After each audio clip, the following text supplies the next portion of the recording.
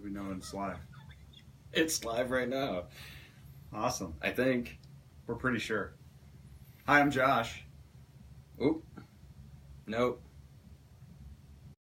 I don't know what's happening. Dead things, Mikey. Dead things. No, it should be working, but not for us. We're live now. Yeah, we're live now. Hi, I'm Josh. Does it say we're live? I don't know. It says Ultra Hero Comics is live now. What is wrong with this thing? Hi, I'm Josh. Yeah, we're live now. Cruz says we're live. Okay, we can't see it, but oh, there we go. There was a problem. There are many problems. Oh, I should probably turn down. There was a problem. We'll figure this out one of these days.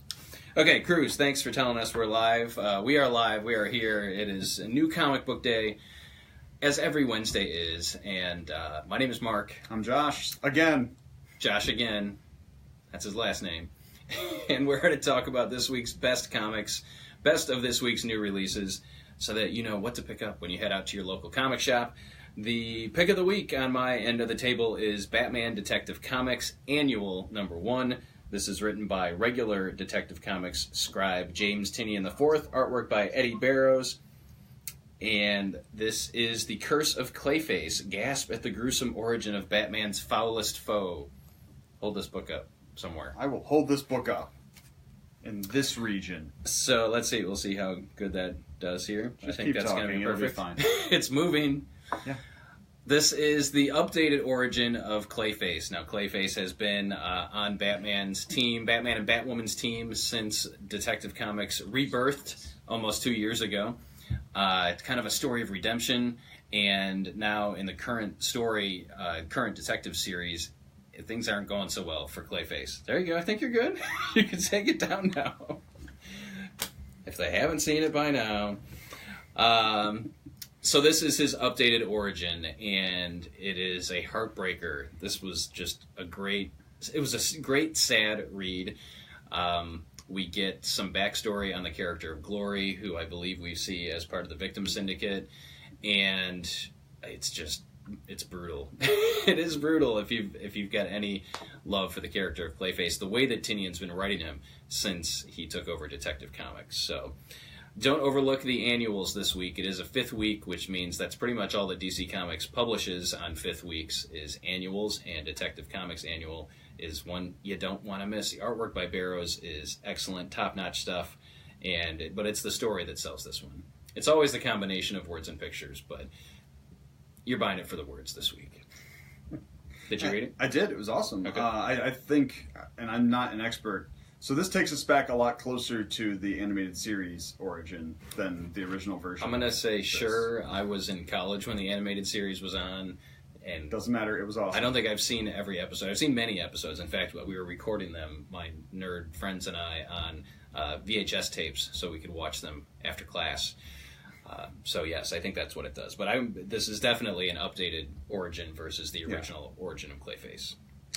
My pick of the week this week, also highly emotional, also sort of a culmination of what's been going on in the series. All new Wolverine #30, written by Tom Taylor, art by a Cabal. Juan or Juan? I believe it's Juan. Juan. With 2 N's? I don't know. Juan. Cabal. This is, I want to say, the culmination of the Orphans of X storyline, where some people who have been wronged by Wolverine and his brood and the other Weapon X people get together to take him out. And, of course, most of our heroes object to being taken out. This is amazing writing by Tom Taylor. We get great character moments with Daken and Old Man Logan. Even Sabretooth and Lady Dextrith get some love.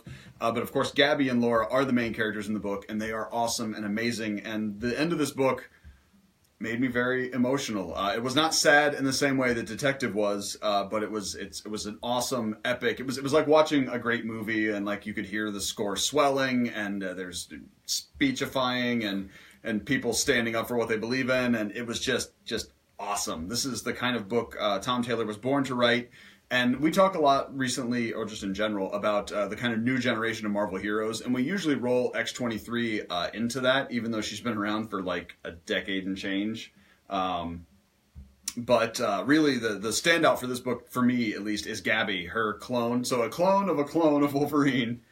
But it's just a great and energetic new character that's different from both Laura and from Logan, and fun and engaging, and really just deserves more attention than she's getting. So All New Wolverine has been amazing for every issue, and 30 is no exception.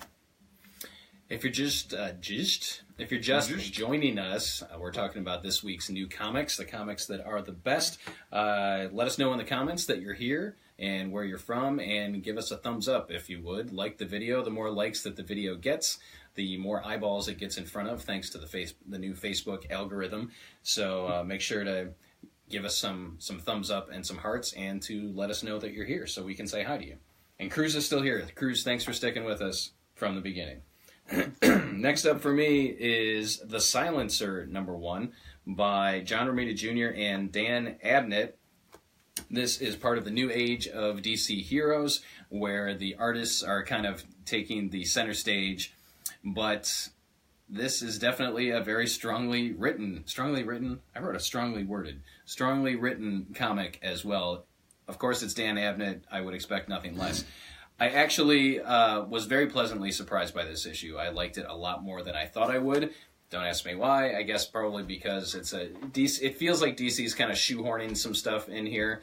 But I like that this takes place within the larger DC universe. There is a well-known Batman character, not Batman, that appears in this issue and is connected to the main character. And I'm intrigued. I want to read more. I think they did a good job with this one. Damage didn't work so well for me last week. Was it last week or 2 weeks ago? Yeah, a while ago. Okay. Definitely wasn't last week. But The Silencer definitely clicked. I'll be coming back for more. John Romita Jr., if you're not familiar with his artwork, he's done Kick-Ass with Mark Miller. He did Superman. He did a bunch of stuff for Marvel in the 80s. What else is he most well known for recently? He's been working on the preludes to Dark Knight's Metal. He did Forge in the casting. So really strong artist, long history in comics, and I think he brought his A game to this book. So The Silencer is one that you don't want to overlook this week from DC. I really enjoyed it. And over on the Marvel side of things again, we've got Phoenix Resurrection #5, written by Matthew Rosenberg, with art by Laniel Francis Yu. We've also got some other people involved. But this is the culmination of the Phoenix Resurrection storyline. It all ends here, and it also all begins here, because that's what the Phoenix is, death and rebirth. And I will say that I've kind of wavered on the series a little bit as it continued. I'm a huge X-Men fan. I like what Rosenberg did here a lot, and the last issue definitely brings it home and pays it off. It was actually Alex's pick of the week in the shop. And I loved it. I'm excited for where they're going to go forward. It's no secret that X-Men Red is starting up, featuring Jean Grey as the lead. Who's writing X-Men Red? Tom Taylor. Tom Taylor, who also writes All New Wolverine and writes Injustice, and is generally awesome and a great guy. I'm pretty sure. He at least writes He's Australian. Comics. That's all I can... that seems racist that you brought that up when I said he was a great guy. He's a great guy. He's from Australia. Yeah. Like the Bee Gees. Are you equivocating those things? Or no? Like the Bee Gees and Hugh Jackman. Hugh Jackman, Nicole Kidman. Yes. We're just going to start naming people from Australia. Olivia Newton-John. Paul Hogan. Anyway. But if you're just joining us, we're actually talking about comics, not stars of Australia. Next, I'm sorry. Also, tying into Phoenix Resurrection, we get a new issue of Jean Grey. This is Jean Grey #11, written by Dennis Hopeless, with art by Victor Abanez and Alberto Albuquerque. And this is tagged as a Phoenix Resurrection tie-in. You want to read Resurrection first and then Jean Grey.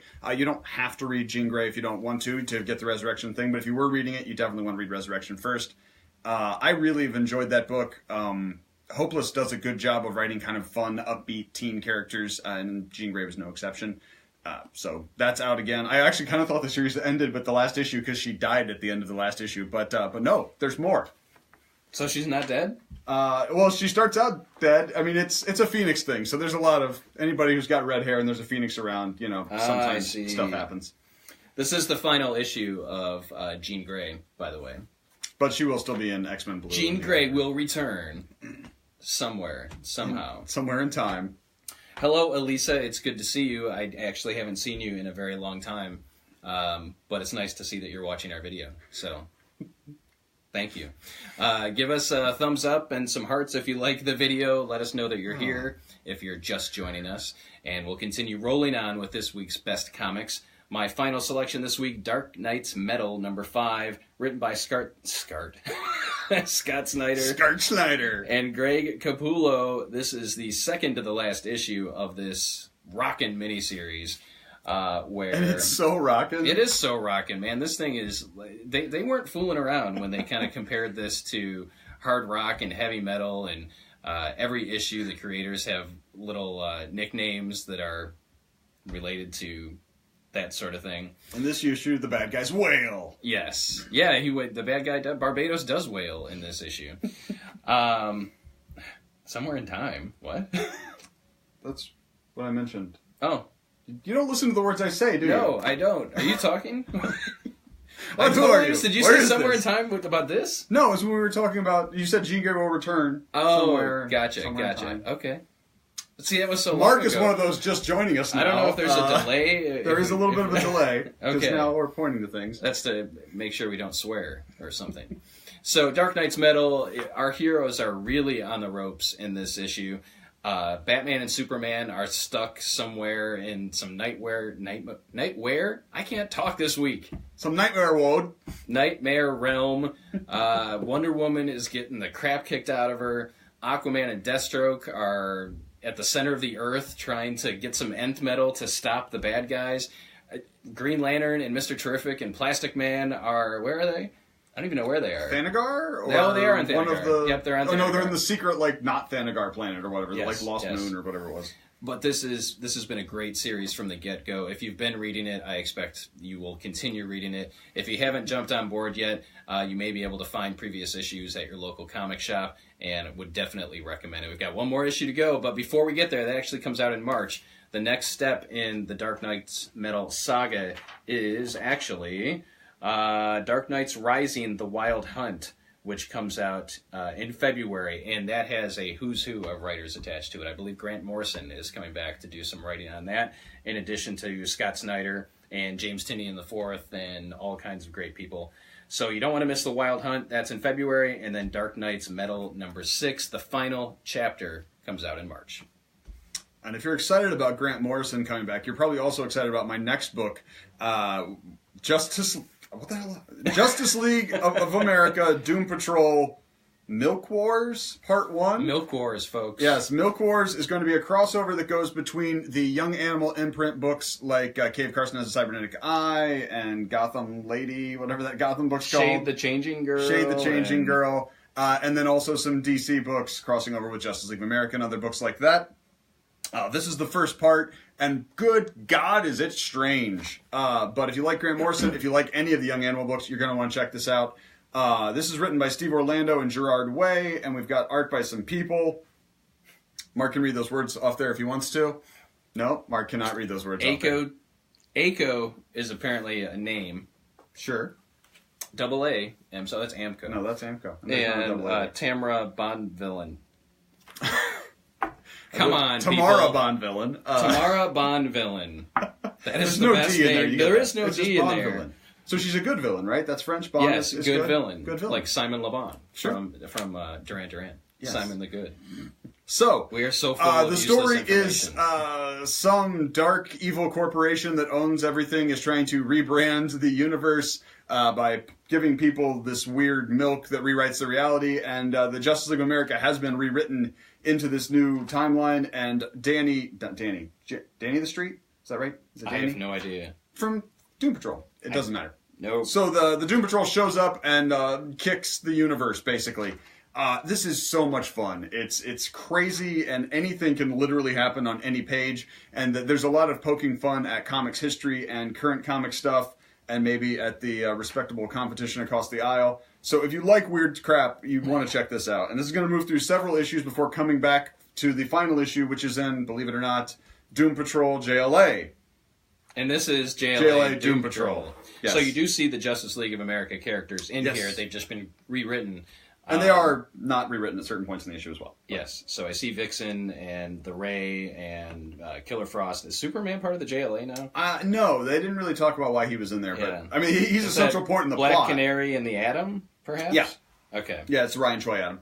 And Lobo's in there. Lobo's great in here because he's all like Lobo, 55, like Ward Cleaver version of It's Lobo. a lot like that episode of Legends of Tomorrow where they're in the 50s. A little bit, yeah. Plus Vixen's there. Yeah. Yeah. Other also kind of let you know came out this week. We've got Star Wars DJ Most Wanted, which sadly is not about DJ Jazzy Jeff's convictions. Or a DJ from the Roseanne Show. It's also not about DJ Tanner from Full and Fuller House. It's also not about hanging the DJ, as you do in the famous Smith song. Yeah.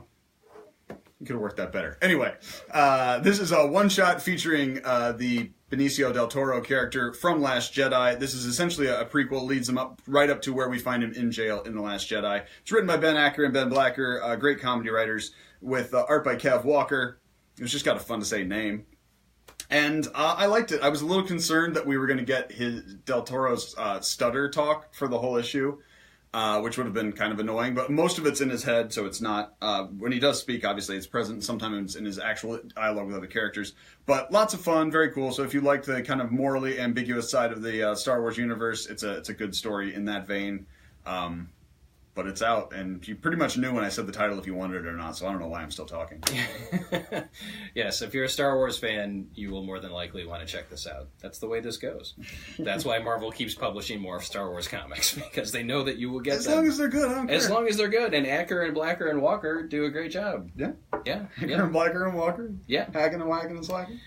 So again, we've been talking about this week's best comics, coming to you live from Alter Ego Comics in Ohio.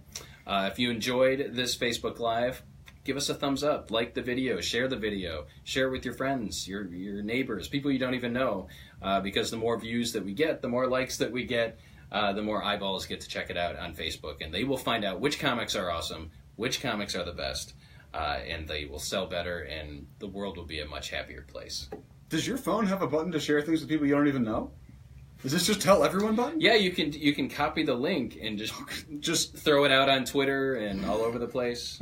Yeah. All right. So I want to thank Cruz and Elisa and Josh is joining us. I was there briefly. Yep. And we will see you again probably next week, probably around the same time. Definitely talking about next week's best comics. Will there be a Bat channel? There will. Now the trick is, can I turn this off from my watch?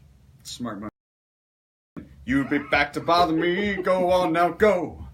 Walk out the door. I can't turn this Don't off. turn around now. You're not